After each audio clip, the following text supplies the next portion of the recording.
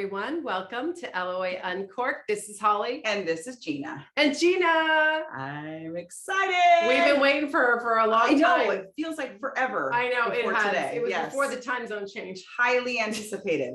Yeah, before the time change. Before we got messed up. Yes. Before we got messed up.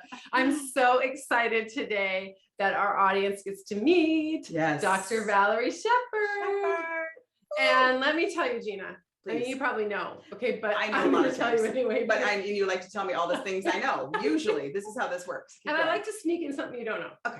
All right. We've got an author, a best-selling author. Let me put some, you know, a little esteem to it. Yes, absolutely. We've got a speaker, inspirational speaker. We've got an actor, which I love that. You know, I love me some actors. Comedian. I love that even more. Okay, listen. She's also a CEO, if that isn't enough. Yeah, like she's it's idol. This is idol territory. I mean, she's a corporate muckety muck. She was. I don't know what a muckety muck is. I don't know about my mother used to use that. I don't think I want to be a muckety muck. A muckety muck. Doesn't That sound means good. executive. Okay, sounds like you need to wear boots. You need to wear boots in the muckety muck. I don't know. They used to call that way back when. Okay, and so she also runs a 501c3. Nice. Listen, okay, I'm telling you what, so she's a best-selling author of Living Happy to Be Me, Dancing with Your Soul Lifestyle. We'll have to talk about what that means. Great title. And she's also co-authored a book, a best-selling book, and has written some ebooks. So she's a wonderful writer, love her writing. And we welcome her here today. Welcome, Dr. Valerie Shepherd. Hi, Valerie. Thank you so much. We're so thrilled, to have you. I gotta carry you guys everywhere I go, you gals everywhere I go. That was a great intro. I'm like, yeah, that's me. Who are they talking about? That is you. Holly does do well with like a megaphone. I mean, yeah. She's a good hype person for you. Yes. It's all true. It is true. Yes, you're super successful. Absolutely. Well, welcome, Valerie. We're super excited to have our audience be introduced to you and your story and your work, and just really look forward to the conversation today. And so what we were hoping would and we start our podcast, every podcast with kind of just a little bit about you and kind of the milestones of Dr. Shepherd's life and the things that bring you to who you are today that you think would be important for the audience to know. As we kind of dive into our conversation, kind of the core tenets of who you are is kind of what we're looking for. So if you wouldn't mind sharing, that would be fantastic. I would love to share, and thank you for asking. So my story is probably a compilation of lots of people's stories. So grew up as the daughter of a Marine. So traveled a lot, moved several times. One year, I think I went to 3 different elementary schools. That built in me this idea of resilience and kind of navigating. So getting into wherever I was and learning my way around and like doing the 3 F's that I call fitting in, finding friends, feeling safe, secure, whole. Like those are the kind of the continuation all through our lives is those 3 F's. I went to high school and undergrad in Virginia. So I'm from the East Coast. And I studied speech communications. I was acting since I was 3 years old. So that's kind of been a through line of this performance jazz that I really like. It kind of keeps me young. And it's kind of morphed through the years. And I started doing improv comedy much later in life. And I'm on leave of absence from an award-winning improv comedy troupe. But I also got a certification in laughter yoga.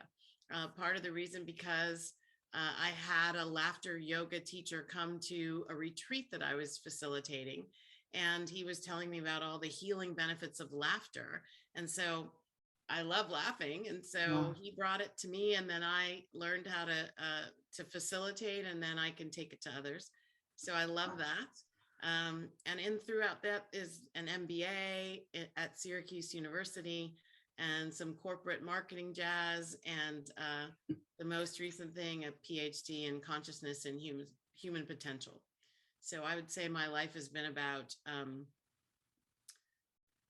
understanding who I am at a much higher level than I ever thought possible, actually, and leveraging that to help others get to what I call self-mastery, mastering you in your life so that you can exquisitely manage whatever your life brings your way.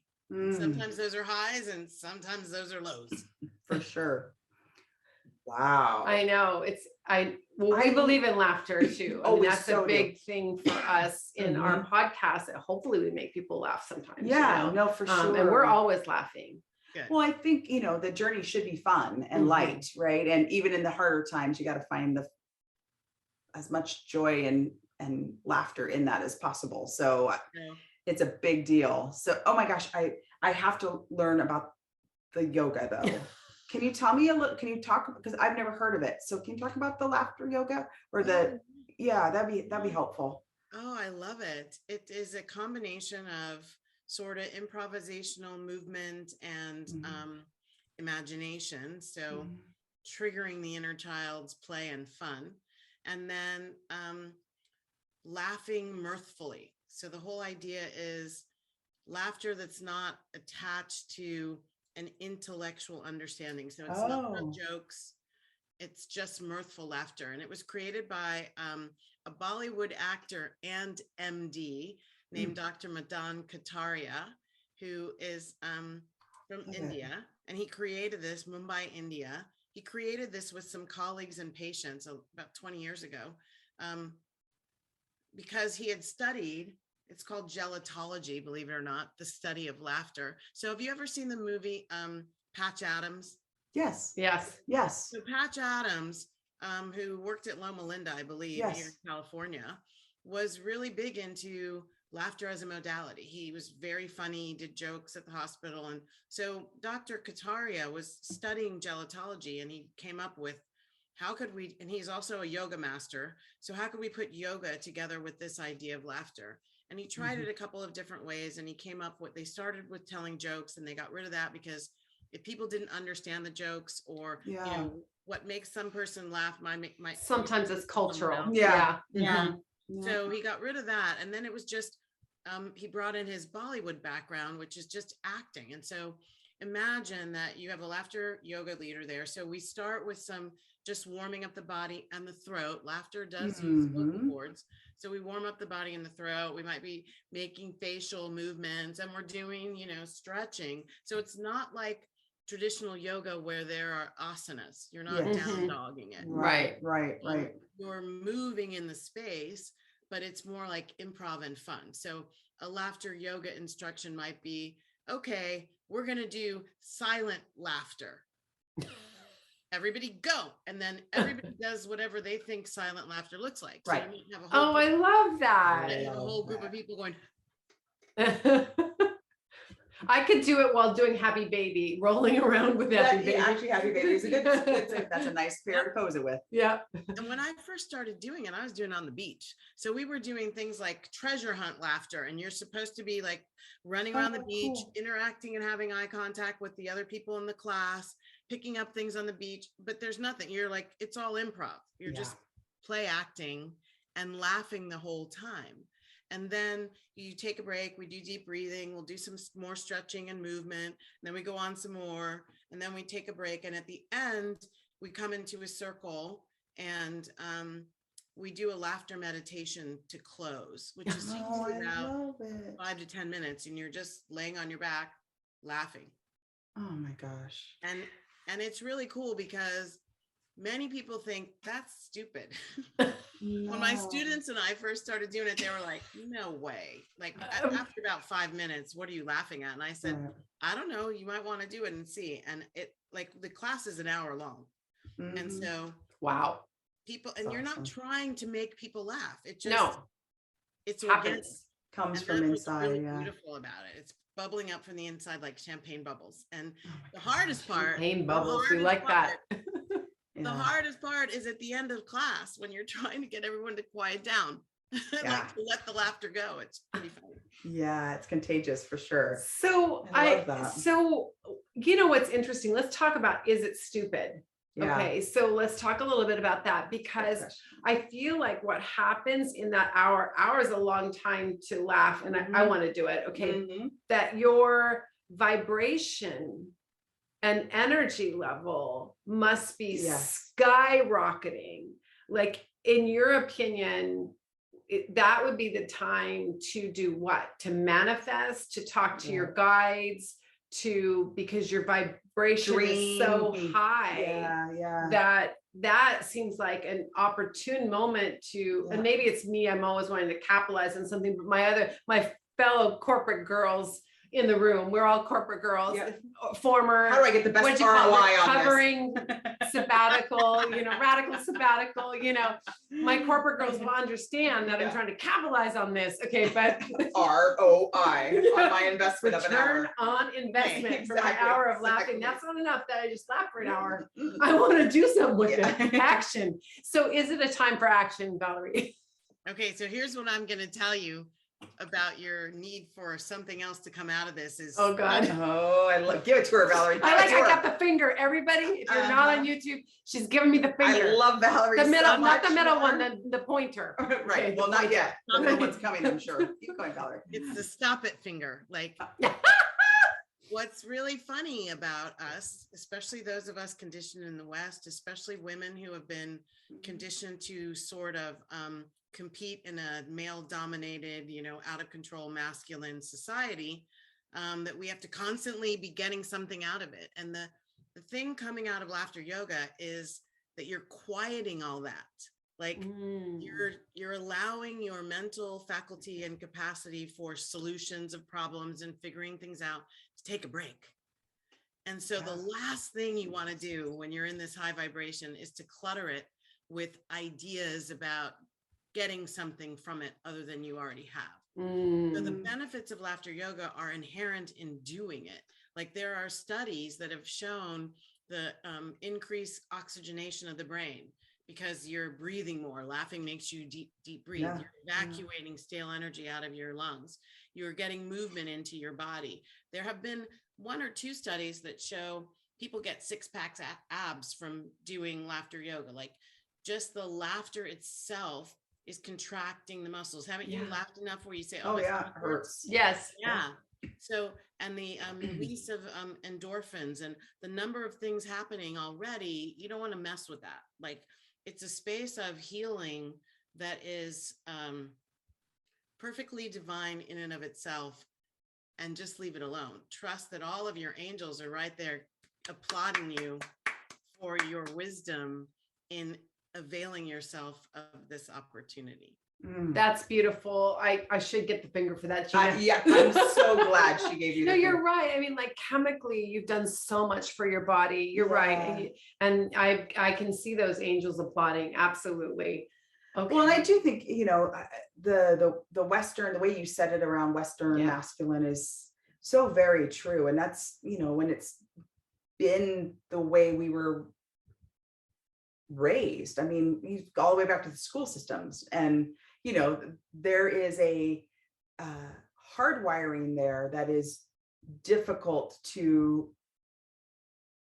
not default to, right? And so I think all of these sorts of, whether it's the laughter yoga and all these things, is how do we take the edge off ourselves to really make sure we embrace the moment and what the universe is bringing to us versus trying to force something to fall into place or to happen or what have you. So it's a beautiful reminder. I feel like we've been getting those reminders a lot, Holly.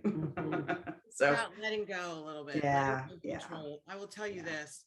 My first real experience, deep experience of laughter yoga, I started laughing and then I cried the whole rest of the time. Like, I was sobbing. And here's why.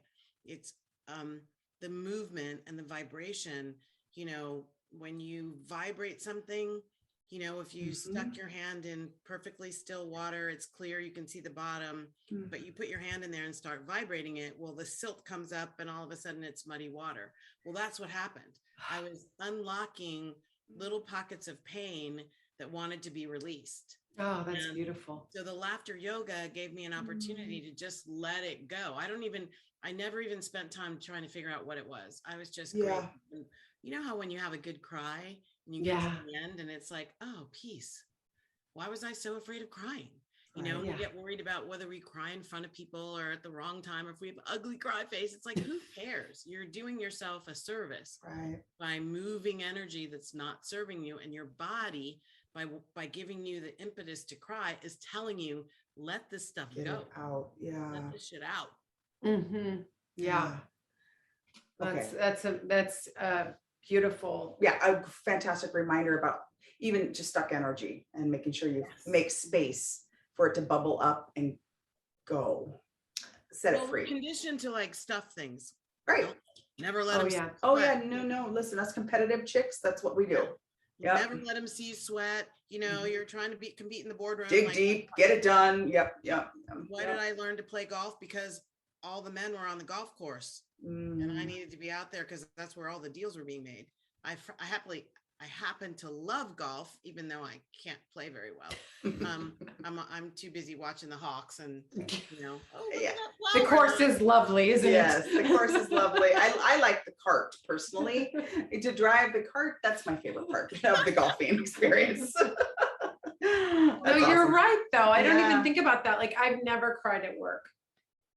Oh, I have. Never. Okay. And But normally when I'm mad, I cry when I'm mad, not when Frustrated. I'm sad. Frustrated. Yeah. Yes. Mhm. Mhm. Never cried at work, never, like I wore the red tie. I'm old. So back then, you wore a red and yellow tie with the blue suit to work. Mm. And, I never realized until recently how much of the masculine I've encountered. I mean, all of us that were successful in corporate America as females have had to use the masculine, which is important. There's nothing wrong with it, but there's an integration, I think, of the feminine and the allowing is what you're talking of, you're speaking more towards, leaning into that. And Yeah. Gina's saying we've been hit upon the head recently about doing that more because, we've been in that masculine environment for such a long time. Yes. Doing ROI.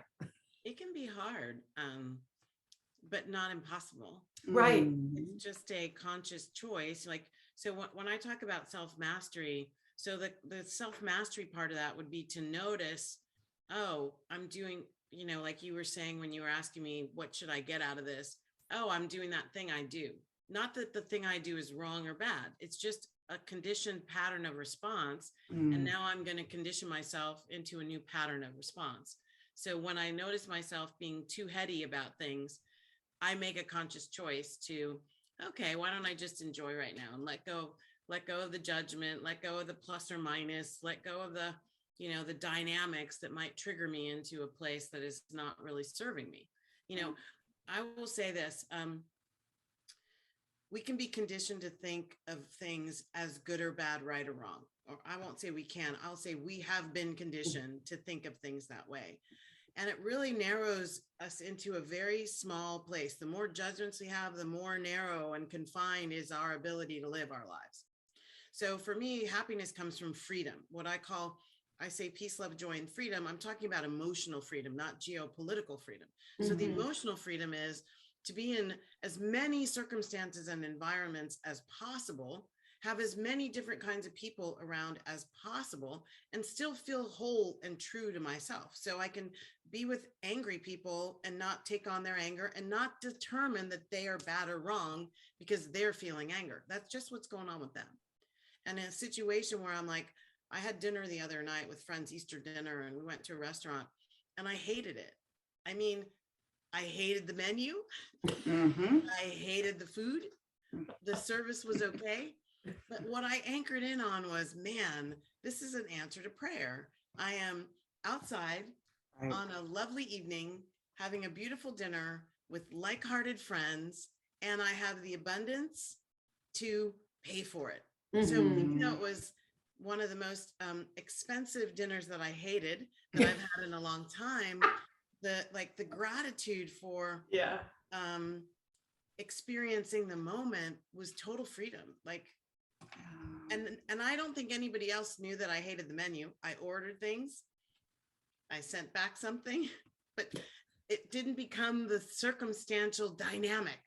Right. It was an afterthought, and the rest of it was beautiful. So Jeanna, to your point, it's like, how can we do the both and? How can I be in the midst of difficult circumstances and be in my high vibration self. And I will also suggest that what I've come to understand is whenever I'm feeling anger, that's an empowered form of something deeper. So I get angry, but what I'm feeling is hurt or really deep sadness or sometimes shame. And and anger is my empowered way of saying, don't you hurt me, or my empowered way of saying, back off, Jack, or my empowered way of just standing in a difficult circumstance, say, I can do it. And when we kind of allow, very feminine principle, allow that anger to dissipate and reconnect deeply inside, we actually get to the real pocket of pain. The anger is not really the expression of the pain. That's the protection mechanism. The real pocket of pain is something that makes us more vulnerable, probably makes us feel insecure, probably makes us feel like we won't fit in, like we don't belong, like we're unlovable. That's the deeper piece. And it's when we get to the deeper piece. So many people are focused on the surface anger. It's like, oh, that's great. And there's more wanting to get your attention. Yeah, it's like an indicator for you to like Go search within. Yeah. Yeah. Flashing light. Oh, Danger. gosh. I love that.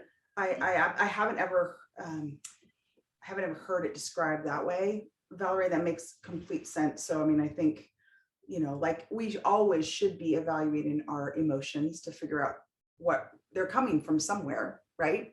But when there are those strong, like I would say out of fear, protection type, anger being one of them, the fight side of the fight or flight equation, they're probably maybe even more deep rooted than, well, I don't know. I run away from stuff too. That's pretty important. So I guess they're both important, but to pay attention to those things is huge. Yeah, that's fantastic. Very huge. I mean, and there are actually 4. So there are 4 F's: fight, flight, freeze. Like, the rabbit, you're caught in headlights, freeze. So like if you're in a meeting, for example, and someone says something and it's like threatening and you have, and I'm like, I don't know what to say to that. Yes. Then I get back to my office and I'm like, I should have said this and this and this and this and this. And I can't believe, but that's freeze. That's a freeze mechanism. That's a protection, do nothing. And then the last one is fawn, which people don't recognize so much. But when we fawn all over someone who's threatening to us and we, placate them and we want to make them feel better. And, we want to take care of them. Never heard that before. Yeah, that's fawning. Like, oh, I'm like. So making friends with the enemy or the scary person. Exactly. What we're doing is minimizing our threat level to them so that they don't become a threat to us. Oh, that is fascinating. So it's I've really never heard that. When I see myself fawning, I'm like, oh my gosh, look what you just started doing. Why are you feeling threatened right now? Then I get to ask myself, because that's not a place of freedom. It's not a place of emotional freedom. And I get to ask myself, what is it? I found out some really deep stuff. So, okay. So do I fawn? Does everybody fawn? Like, I'm like, I don't know that I've ever seen you. I think I have. Now that I think about it, for sure, I have. Yes. Is that a way? Is it a pleaser gene? Yes. Is it a pleaser gene trait? That's what I was going to ask. See. Yeah, fawning has got. We both went there, but it's from a different place than regular people pleasing. Fawning is because a fight, flight, freeze, or fawn. Those are all protection mechanisms when we feel threatened.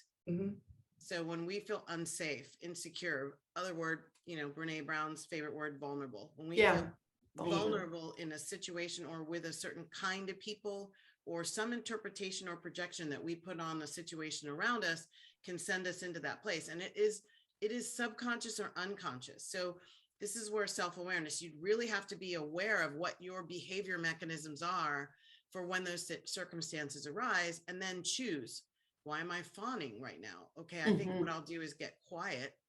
And I'm fawning because I don't want that person to know that right now I don't appreciate what's happening, or I have a difference of opinion, or I feel hurt by something they said and I don't know what to do about that. So I'm going to ignore myself and focus on them. It's just not healthy. It's not serving us. It's not right or wrong. It's just not serving the person who's doing it all the time. Right. Interesting. Yeah. Well, let's talk about, and we are talking about it, but let's talk about your book, Living Happily to Be Me, Happy to Be Me. And when you wrote that book, what was your goal in getting that out into the world? Yeah. It's a special book for sure. Oh, thank you. Mm-hmm.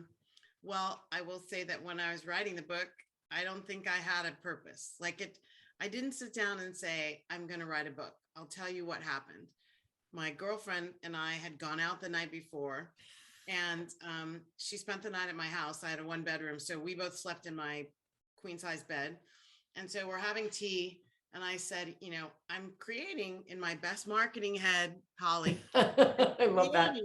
I'm creating a marketing funnel, and I need a free giveaway. So I thought I would do a 30 ways in 30 days to have more peace, love, joy, and freedom. Wow. That's what it started out, a free giveaway. So then she and I, with my phone, started just voice recording 30 ways in 30 days.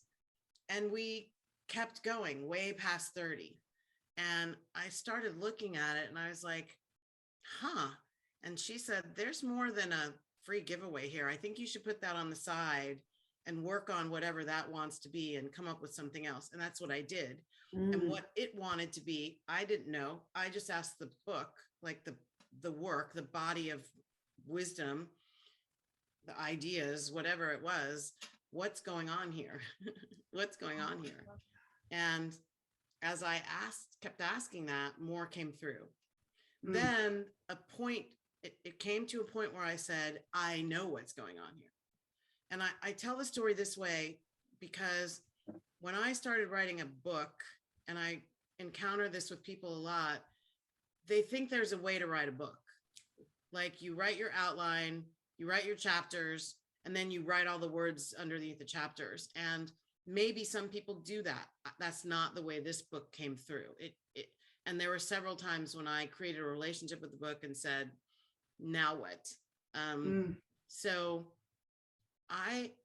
when I got purposeful about it, I knew that what I was doing was transferring experience. So I was sharing my lived experience, what I thought my life would be based on following these rules that people had told me, what my life was after following those rules.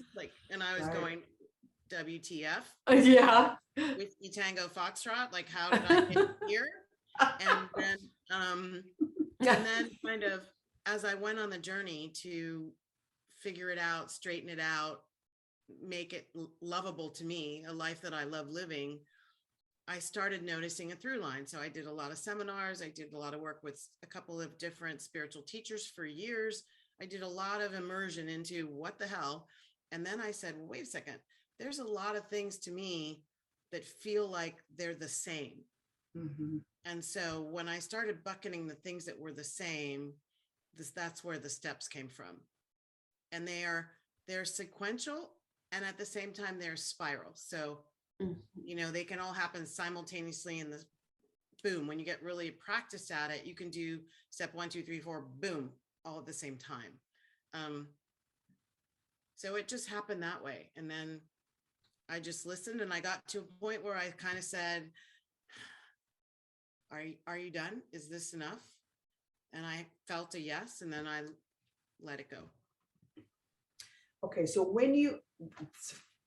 fantastic story. And I think it gives everyone permission to realize that the creative process is not prescribed. It's going to come the way it's going to come, and don't judge it and let it.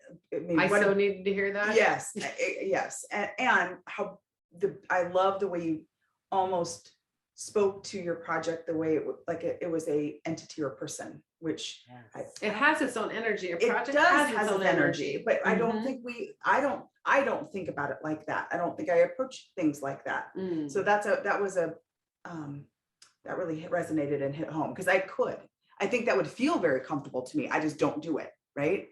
So I think I like that a lot. but I'm extremely curious around like the when it was said it was done, did you feel it was done, or were you really giving that much leeway to what was coming through? I'm just curious. Girl, I thought I was done a year before the book said it was done. Like, I was done. And then every time I turned around, there's more. I mean, Oh, wow. and I would be like, what? I'm done. No. But you were not the project manager of this, clearly, right? Exactly, Yeah. exactly. It's like Oh, the interesting. divine energy leading us. If we will just, I call it ears not necessary listening. So listen with more than just our mental faculties or our five senses. Like, this is where intuition and the sixth sense come in, is to quiet the mighty mind. And when you ask the place within you that is your soul energy, like dancing your soul light style, when you go to that spot and say, what is it I would like to know right now? And then really just get quiet, which takes practice. I will tell, it takes practice to quiet our minds, because we're rewarded for activating them, especially in the West. But when you get quiet, you get an answer. It may not be words. No, the book's not finished yet. Write 2 more chapters. Right? It didn't come like that. But what I got was a contraction feeling. So I can tell when my body's giving me a no or yes now. And there are lots of, muscle testing and ways, leaning forward or leaning backward. But my heart opens. I can feel like, it just feels just like that. Like my chest opens and I'm like, I'm done. It's done. It's complete. And then if it really wanted me to write some more and I'm saying, are we done? Like, please say yes. And it would go, I would just feel a contraction, like, okay. And then I would have to open myself back up to what more is possible, what more wants to be said. And I did have some editors. Like, after I made the decisions myself first, then I took the manuscript to, I had 2 substantive editors. And so I had 3 editors total. So one is doing the, grammar, cleaning up editing. And then I had 2 substantive editors. And so they were looking at, from the spiritual alchemy in the book, like, is there enough there for people to get the alchemy that I'm trying to activate within them? I didn't even know there was such a thing as spiritual alchemy editor. I love that. That's beautiful. So they're more looking at the overall content. Yeah. Is there the there messaging a line? Does it make sense? In the 4 steps, is there enough in there for people to actually really understand what I'm suggesting that step is for, or how to do it? And so I got some masterful suggestions. And then when it all came back to me, it was beautiful, because first I asked the book, are you complete? The book said no. I had to get over that. Then I was like, okay, let me ask some learned intermediaries to, like, maybe help me see what I'm not seeing, that the book is telling me is available to me. And then they helped me see, by giving me a little, well, I don't know if I understand this, and this could be better developed. And do you have any stories over here? Then when I saw that, I talked to the book and said, okay, you're right. I got it. And then I went and wrote some more. Wow. I love that. That is going to really be resonate with a lot of creatives and people who are have a book in themselves, that or a pamphlet or whatever it is. Right. It really is a give and take. So remember, it helps to remember the laws of the universe, right? Just like the physical laws of the universe, like gravity and thermodynamics and that kind of thing. That we don't question. We just know they're working. There are other laws of the universe, and they are just like those laws. They work 24/7, 365, whether we believe it or not, know it or not, understand it or not. Those laws are in operation over every single thing we do, every single thing we think. So in the law of reciprocity, like, we're in a give and take with our lives. Like, there's a give and a take and a give and a take. And the book, what we choose to wear, the party words, all of it has a cycle of reciprocity in it. And when we can be awake and aware of that, it does help to say, is this what you want? Do you really want to go? I ask my flowers, when I get flowers, do you want to sit here or there? And I have an idea, I'm going to put them over here. And I would say a good 3/4 of the time, they want to go somewhere else. And when I put them there, I go, wow, this totally changes the way the room feels. But it wasn't my idea. It was divine energy coming to me through this living entity called fresh flowers. I love that you're purposeful in all that you do. And so clearly you've had a lot of self-mastery, and you teach that in your book. What is the key? What give us an elixir, Valerie. We just want to drink it right now. I'm going to go down and ask my flowers downstairs how they're feeling. Okay. I don't do that, but I am mindful. I'm very mindful, but I can up level myself. Okay. Like after our conversation today, listen, I'm going crazy. Okay. And I'm going to be reporting it next podcast. Yes. What I've been doing. Okay. But I know, help us be all. careful, because I'm going to self-report like there's nobody's business, just like Valerie. Anyway, so what is the key to starting? I mean, obviously it takes a long time, like you said, checking in with yourself. I understand what you're saying, that you got to, that takes practice. I get that, but you got to start, and to start that. So self-mastery probably it's practice, but what is the key? Okay, boy, there's a lot there. I love the question. So I'll say two things. So I'm a fan of really beautiful quotes, because I think they wake up in us things to remember. So I love Arthur Ashe's quote, start where you are, use what you have, do what you can. So for me, that's a reminder that every place is an opportunity for me to grow in my ability to be the best version of me. I used to think I was always competing with people outside me to prove that as a Black woman, especially, I'm worthy and deserving.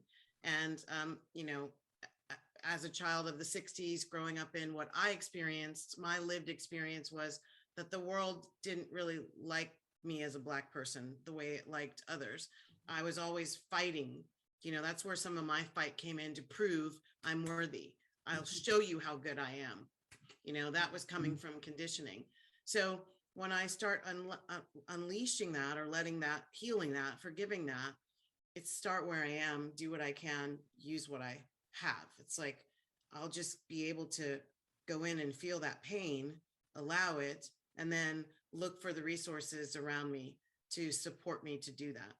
And the bigger question, and that's a little thing that gets applied in self-mastery all the time. So the bigger question of self-mastery, there are 3 pillars that I teach. One is called self-awareness. So that's being the fly on the wall in your life. It's like, not to be judge, jury, jailer, executioner. It's not to kind of crack a whip. It's to kind of open yourself. So we're in the allowing and the receiving. Oh, that's how I do that. Right. Interesting. Oh, that's what's going on when I do that. Interesting. It's curiosity. It's fueled. Self-awareness is fueled by curiosity, not judgment, not shame, not blame, not punishment. Just, how do I do that? I wonder what's going on with that. I wonder, why did that come out of me at that moment? That's the curiosity that delivers self-awareness. The next pillar is self-acceptance. So this is the pillar that says, everything here is very, very right. There's nothing wrong here. That I just screamed at that person, and I don't really like screaming at people. There's still nothing wrong here. I'm learning what's going on with me while I'm doing it. And I can go behind myself and clean that up as best I can. And the more I'm aware, from the curiosity of, when else do I yell at people, which is what I had to do. My staff used to say in my personal evaluations that they didn't call me a bitch, but they did say she's mean. They did feel anger and meanness. And I, of course, in my very angry face and voice would say, I'm not angry. And, it's like, I didn't know that I was. I didn't know what I was carrying. And so self-acceptance is, okay, it's okay, sweetie. It's like you talking to your 3-year-old self saying, I understand we have some hurts and some angers, and it's coming out like Pigpen. I put Pigpen in my book, or a representation of Pigpen. I couldn't get the Charles Schultz people to give me permission to use Pigpen. So I put a representation in there of kind of walking around with your stuff hanging out all over, which was me. So self-acceptance says, I may not have created all the things inside me that are giving me these reactions, but I'm responsible now. Like I can't blame it on anybody from when I was 10. I'm now responsible. I'm aware of it. First step. Now I'm going to make it okay, and I'm going to heal it.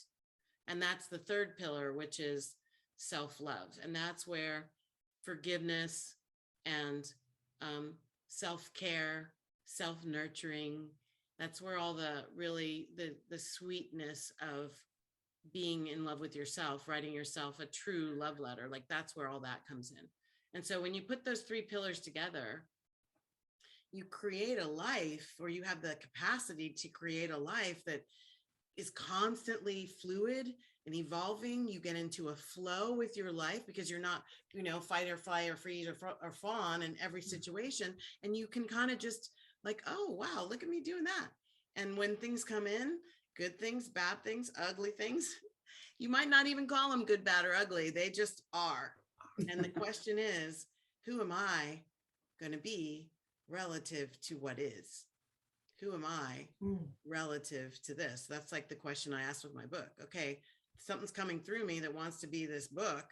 Let's ask the book what it wants to be. And, that's why the book is 4-color instead of just words, black and white words on a piece of paper. And people told me that book's going to be too expensive. And it was kind of expensive. Print. But I wanted spaciousness, and I know that colors carry energy, just like flowers do. And so I wanted to activate. When I say the book is a part of my powers of spiritual alchemy, that's what it's doing. It's helping people connect with something other than their intellect. Okay, I love that answer. I love that answer. And I'm going to wander in the wilderness here for a second, because I know I personally have experienced this, and we've interviewed people that have experienced this. So I'm one aspect. I want to go back to your personnel or your evaluations, where people said you're mean. And I want to say, for those people, like, I'll just take myself. So I'm female, and you've got female and black, and I'm at least one of those, I've experienced that. And I feel like, where is the intersection of responsibility when the culture is, you can't deny that the culture looked at Valerie and said, and help frame you being an overachiever, and because I feel that just in myself, and I'm one part of what you are, right. and like, I know this gives away your power of control and self-mastery, but do you say, okay, well, the culture did this to me. How do you not become a victim of the fact of what your skin, the stereotype, your gender, your sexual preference, the norms that society, all that stuff assumes, right? Yeah. And I've struggled with that personally. And I know, like, if you're a tough woman, you're a bitch, you're mean, you're demanding, a bully, you're demanding, you're, and I'd be like, well, the men can do that, and they're great. Okay. And so what about the unfairness of life, Valerie? Okay. And where does that fit in self-mastery? How do we not fall into that so we are self-mastery? I've actually had a guest ask us about that, and I was like, whoa, like you can manifest whatever, but if you're a person of color, I think we were asked that, if you're a person of color and you're in the West, it is hard. And I'm like, hell yes, it's hard. I can't imagine, right. But I can't answer that question either. Okay, so I don't know. Can you? I feel like you can. Yeah. So, here comes a lot of emotion with that question. Yeah. Yeah. It has to do with that word victim. Yeah. And okay, so a couple things. I think in the energy of self-mastery, we are willing to take personal responsibility, not for everything that has happened, quote, to us, right? Or for us, but to how we respond to situations that come up that show that situation existed. So I do a lot of diversity, equity, and inclusion facilitation right now. I just finished doing one for the United States Navy, dealing with this question of victimization of people based on race and gender and other things. And race is a really interesting one because, first of all, scientifically, race doesn't exist, but we can have that as a separate conversation. Yep. You know, the Human Genome Project has proven there's like 99.97% we're all the same. Yep. So we're all one race. Okay, so that's on the sideline. A lot of people don't have time to listen to that, so they just see what they see. So the thing about being victimized because of race, it is real. It is lived experience. I can tell a particular story in York, Pennsylvania in the late 80s. Going to visit a friend, going to a private club that she was a member of. She was taking me as her guest. We had run track together in college. She was white. I'm obviously not. And the door starts to open. It's like a little speakeasy kind of door. Like they open the little thing. They saw her, didn't see me standing beside her, close the little speakeasy thing, open the door to let her in. The guy put his arm in front of the door when he saw me and said, "What the hell do you think you're doing?" Only I think he used a different expletive. And she said, "I'm a member. She's my guest." And he said, "You know, we don't let her kind in here." Okay, that's lived experience. So if somebody wants to look me in the face and say racism doesn't exist, I would ask them to make sure they're talking about people's lived experience, because in my lived experience, it is bold and it can be in my face. So that's another piece. So was I in that moment a victim of somebody's conditioning around the white supremacy versus the Black skin? Yes, I was a victim. I'm not being a victim. I'm not thinking I'm a victim. I have been victimized. I think that's a very substantive thing, Holli and Jeanna, to have the conversation around lived experience.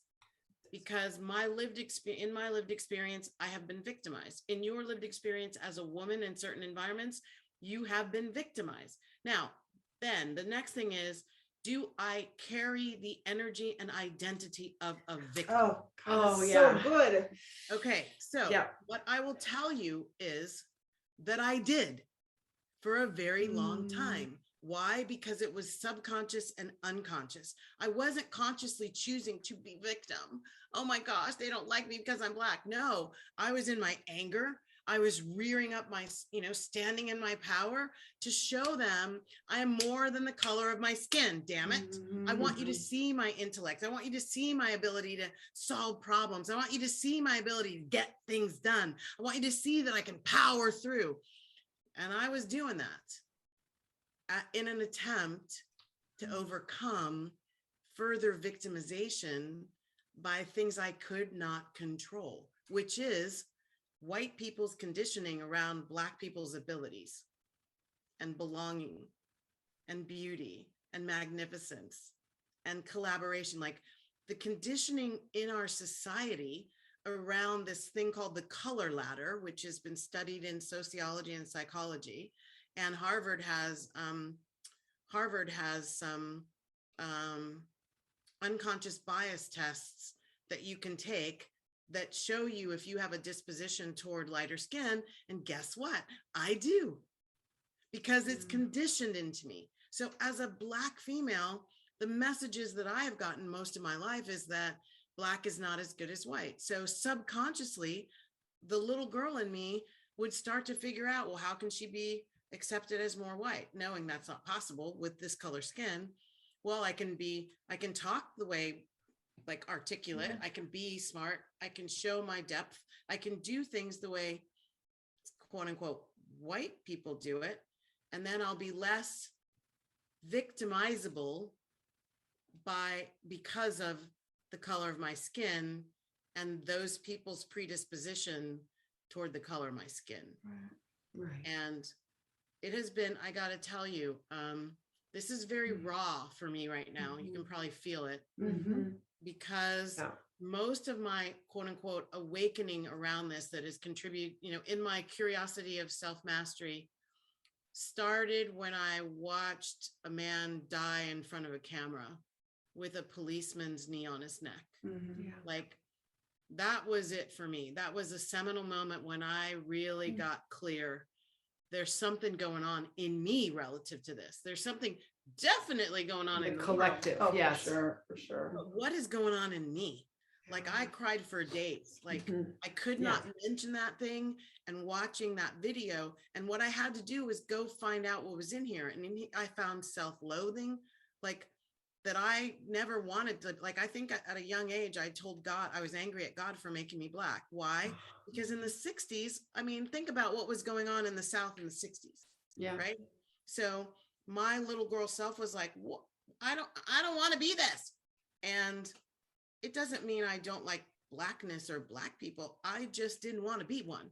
Right. And so I created a life that was trying to be, and I say this with total love and self-acceptance, right? Mhm. Trying to be as white as I possibly could so that I could have all the things white people get.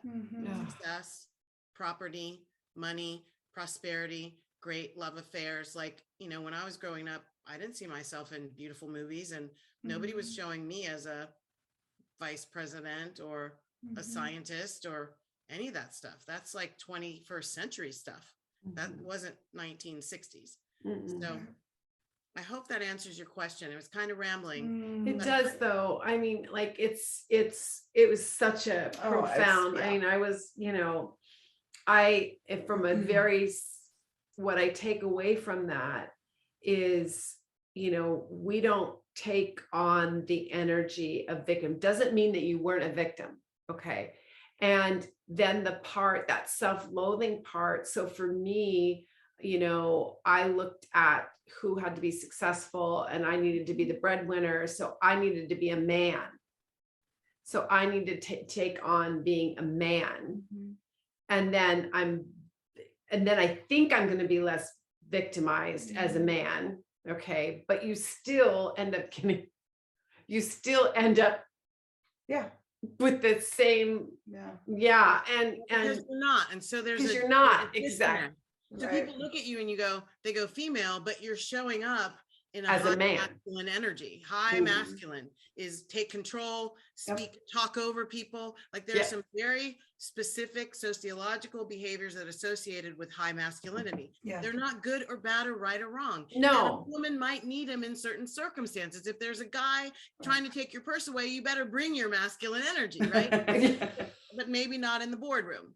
Maybe sometimes, but maybe not all the time. But you know, it's an interesting thing. But I think the point of, and thank you so much for sharing that, rawness. I think that that's going to help people a lot and really connect to people. So thank you so much for that. And also thank you for transcending that and saying, okay, it's not that we're not validating that these things are real and they happen. But it's how do we show up? And then for me, it's like, you know, it's going within and loving that part of me, all of me. And I think that, and I probably you felt this too, that for me, when I started bringing in my feminine into the boardroom, the whole person, there's a masculine and a feminine side of all of us, including men. They have a feminine side. When I brought that wholeness, actually, I was less victimized. And in the area that maybe I was quote unquote victimized, I was never a victim. It was showing me what wasn't working and leading me down a different path that was better for me as a light, as a human, as a whole person. Yes. You know, the curriculum that I tested, that is the subject of my PhD, my doctoral dissertation, the courses, the foundational course is called Living 101, Being Happy and Whole. And a lot of people don't really know what the whole part means. And what I teach is that it means we are re-enfranchising all the aspects of ourselves. So the little wounded child who didn't want to be Black, I have to bring her in and say, we're safe being Black. And it's not about those other people. And I love you and I love our Blackness. Like I have to have a conversation with herself and re-enfranchise her and let her know she's precious and she's lovable and she's loved.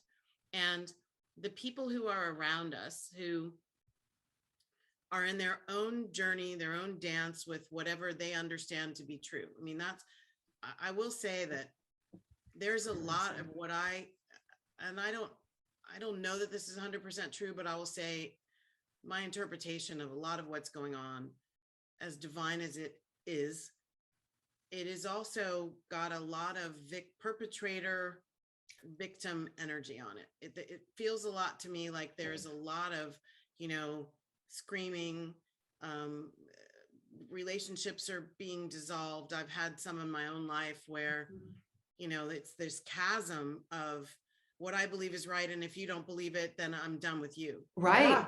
And I believe that's a form of self-annihilation.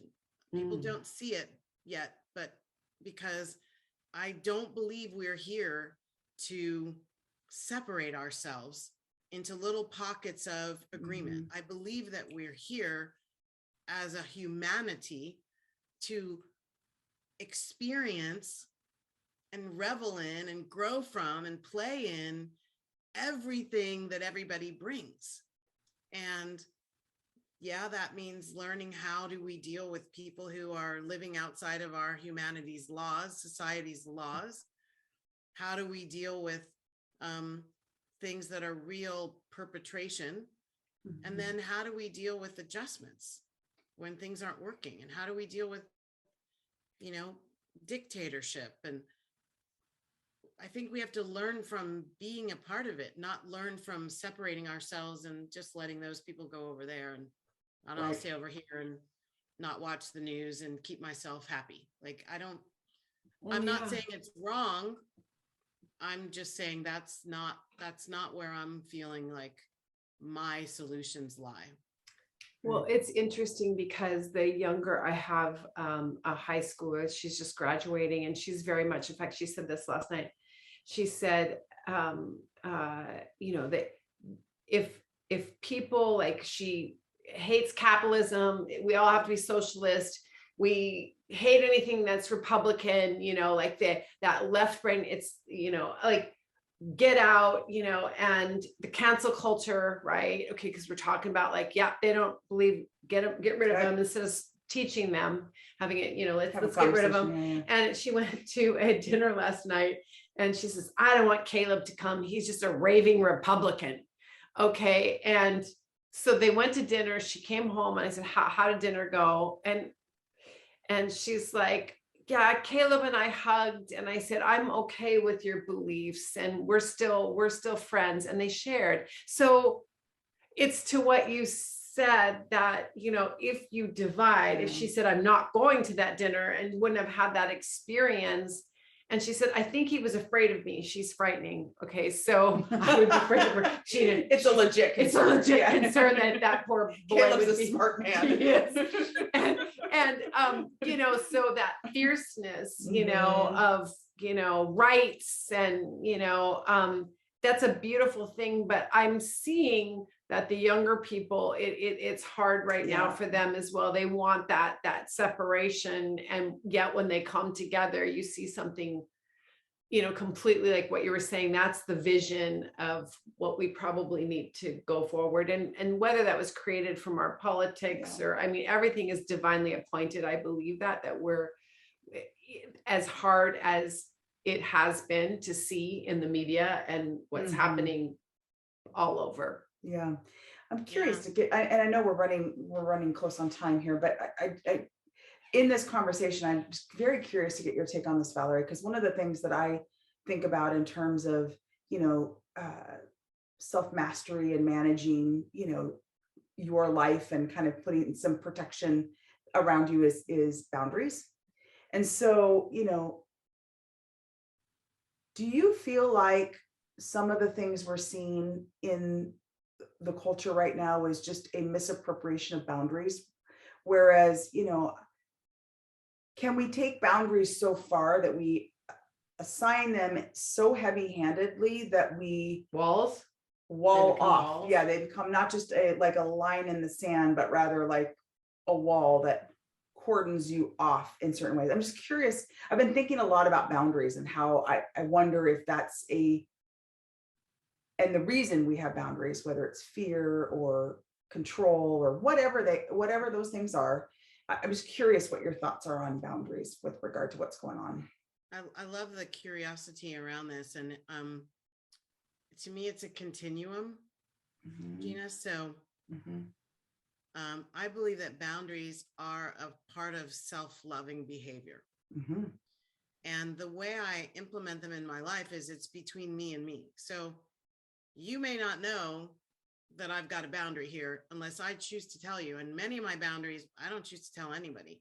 I just shift how I respond or react with what's going on based on that. If it's a real important relationship, I might say, and I use the principles of compassionate communication or nonviolent communication. I teach those and I use them. So I might say, okay, I'm feeling a little upset right now.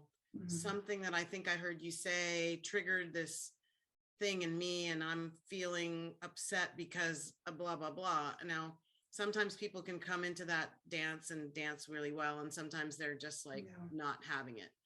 Don't talk down to me. Don't try to psychoanalyze me. Like I've heard all kinds of stuff. And I'm just trying to be a compassionate communicator, which means I'm talking about me and I want you to talk about you. I'm not blaming. So there are ways that boundaries can be a space that gives me sort of like, oh, I know where I'm dancing and I'm playing and this feels good for me. The way that you're talking about seeing how people have got such boundaries that they are creating their own imprisonment. So when I was up in York, Pennsylvania, before we went out to dinner that night, my friend and I were with her parents. I mean, before we went out to this club, we were having dinner with her parents. And her mother said, "Are you sure you want to take her there?"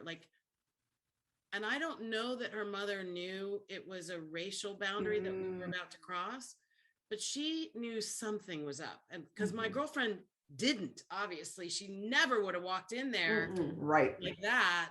I mean, she was mortified.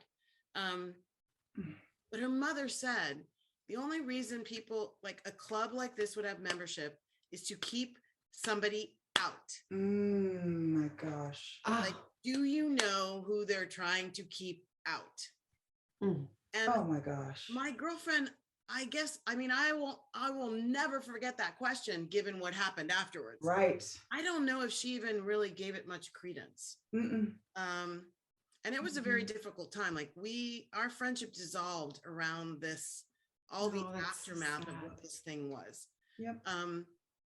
So this boundary question, like we have to be aware that if we're trying to create a loving, harmonious society, at some point, the boundaries that we're creating with the idea, right? My mental alibi is that I'm protecting my heart. I'm, making sure I'm safe. We're actually doing something outside of us. We're actually keeping something out, which can be perfectly fine to a point.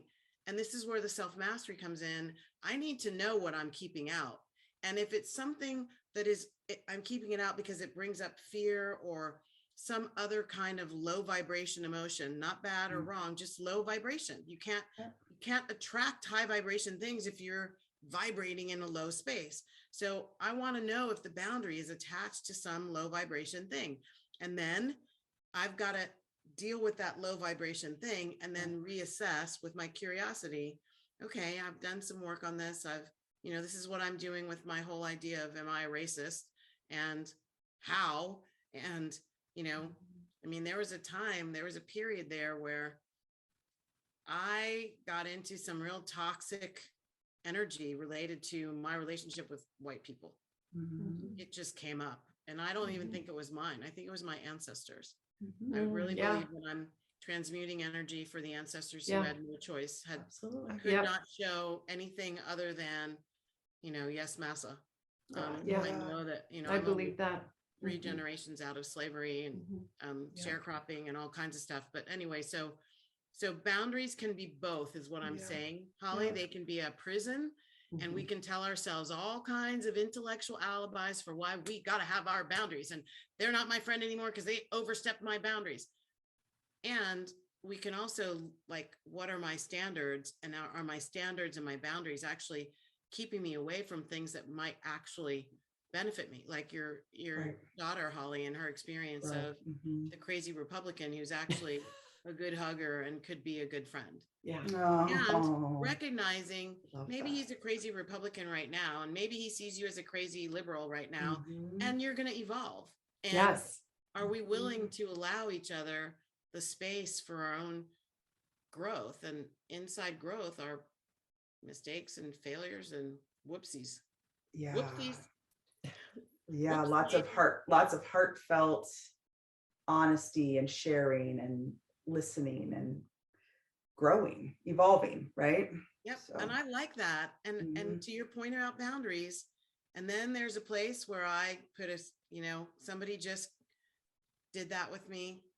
And at this, I'm constantly in a space of my own healing can change the world. And so I'm committed, I'm committed to transforming myself. I do teach it, but at the heart and soul of my work is me working on me. Yeah. And I had an interaction with someone very dear to me. Oh, the energy is settled a little bit. I'm just listening for how upset I am.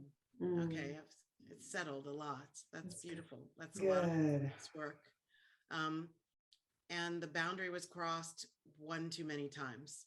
And I got to see, wait a minute, just like we've been talking about morphing ourselves to fit into the identity of being a corporate executive as a female, Yes. I was morphing myself to feel safe around this person. And, because I never knew what was coming at me. I think that this person had a way of hearing things, but then bringing it up later. Have you ever had that where Yes. moment, but like a week later, all of a sudden they let loose on you, and it's like a thing. snap. Yeah. And I just decided, okay, I have been allowing my sacred space, which is my heart, to be trampled on by someone who I put in high esteem and who I love very dearly. And I have to change. I have to decide how this works best for me right now. Maybe it'll change. But right now I have cut off all contact. I didn't say anything. Yeah. I tell my students all the time, you don't have to kick people out of your life. If you shift your vibration away from them and you move your vibration to a higher level, if they're still down at this lower level, they're not going to gravitate to you anyway. Yep. Use the universal law. So you be love. If they want to be hate, those two don't come together. Right. So go ahead. So sorry. No, I was just going to finish by saying, I'm still dancing with it. So I put dancing in my book's title on purpose. The book really wanted to be about lightening up, like this thing that we do to excavate the false self so that we can live more as the true self. Some people think it's a horrible exercise and they don't want to do it because they're going to open Pandora's box and they'll never recover.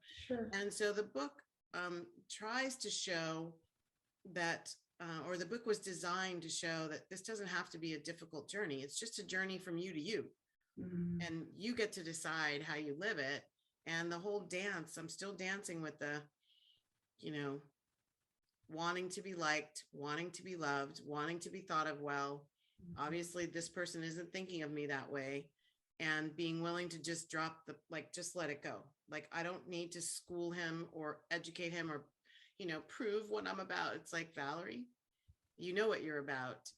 And if he can't see it, that's not necessarily a reflection on you being it. So just keep being it and allow him to be where he is. And it's a dance. I love the dance visual and how it's not a judgmental thing. It's just a dance. It's a back and forth. Yeah, it's like when you started the podcast with had this give and take. There's this, attract, retract. So I think of dancing very similarly. Well, and I gasped when you said, because I thought, oh God, people need to hear this. And I was like, I was going to pause, but I loved your story, but I'm going to go back and just say what you said. hopefully I said it in the same way, but you said that you morphed yourself into being safe around that person. And I gasped at that because I thought, oh, shit. Okay. Like I shrunk. I know. I was like, okay. So the fawning and I was like, I don't know. I'm not sure I do that, but I was like, oh yes. I mean, I used to say I'm a chameleon. I can fit anywhere. Yeah. I can change any color and I can fit anywhere. You know, like you just squeeze me. I'll be what you like want a chameleon. me to be. I'll be what you want me to be, Valerie. Okay. And I was like, that's my superpower. Okay. Not necessarily. Right. Not necessarily. There is a beauty to that in some respects, but then there's the giving yourself away and not honoring yourself. Yep. Yes. Like you were shrinking yourself. It's shrinking down yourself. so that they get to be important and powerful and light. And I get to feel safe in their presence. And it's like, if I have to do that in order to feel safe in someone's presence, I don't need to be in their presence. Like that's not a space that I choose. Or I have to work hard to be seen or prove myself. Like it activates that proving yourself of worthiness, any of that, you know. And the other thing I'm going to say, if everybody that's listening to the podcast today is activated now, Valerie did not say you need to go have big, hairy ass conversations with people and make them wrong or, you know, any of that. You just change how you show up. Well, I mean, I'm going to maybe blow some minds in your audience, but, you know, metaphysically speaking, quantum physically speaking, there's nobody out there anyway, right? The world is a hologram of your design. So as you say, that's interesting behavior from someone I love, I choose something else. I choose this behavior, and you focus on what it is you want instead of what it is you don't want, what it is you won't put up with, what it is I will not stand for that. Like, no, it's like, oh, I won't stand for what I won't tolerate in myself anymore. Oh, here it comes. Good job, Valerie. Yeah.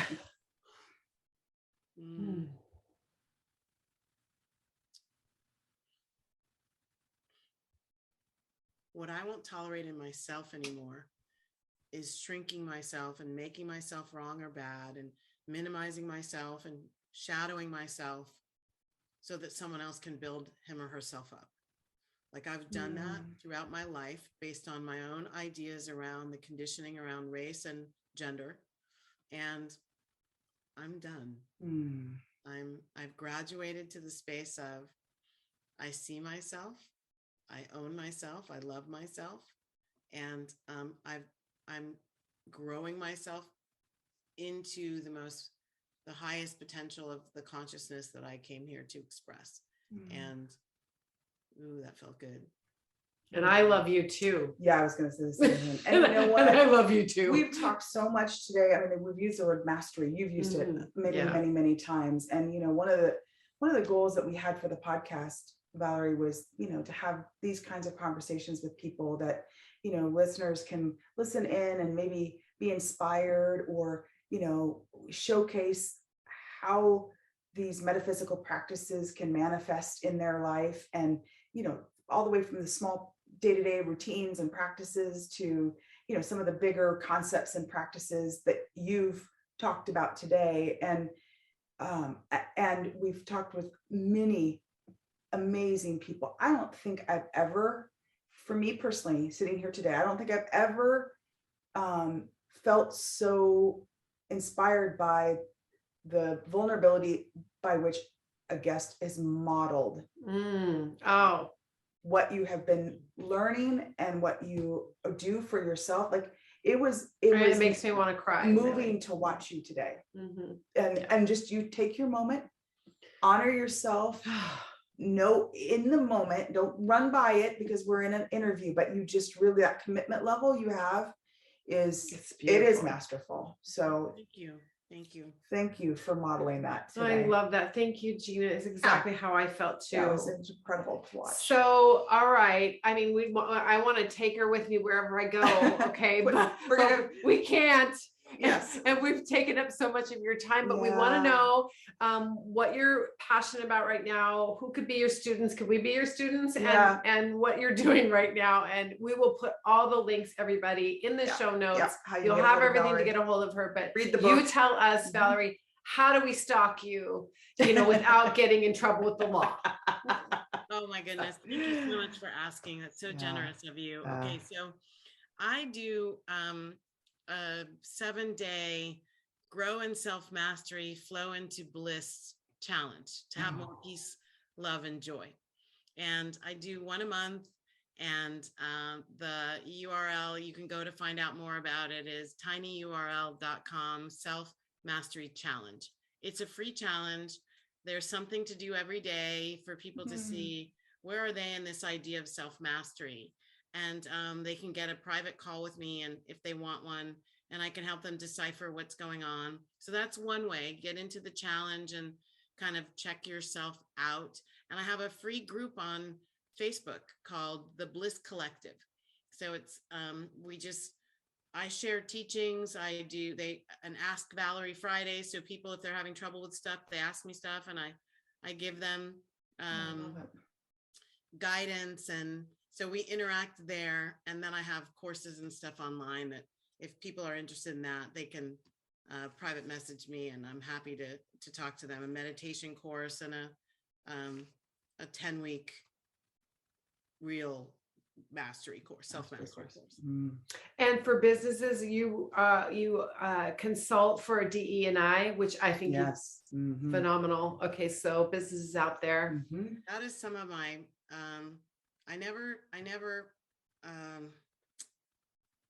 I haven't gone and gotten credentialed in this. So what I do in DE&I is I bring the work that I do on self-mastery conversation around racial equity and healing. And I'm really right now doing a lot of dance with the sacred Black feminine, the Black Madonnas in France and stuff like that. And yes, so I do this work with individuals, and in businesses, the shape that it takes is high performance team leadership. Yes, that's what having run a big team and really been driving it, but having tried to drive it, when I was the captain of a soccer team, captain of a track team, captain of a cheerleading team, like all these places where I was being a leader, I can look back and see how much of my leadership ability was driving from the negative, the false self.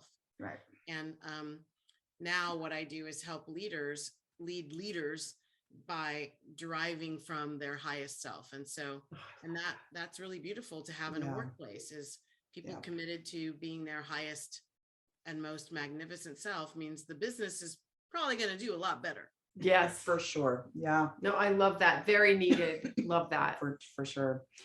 Well, excellent. Like we said, we'll have all the links in the show notes for folks to be able to get a hold of you. But we would like to keep you all day, but we won't.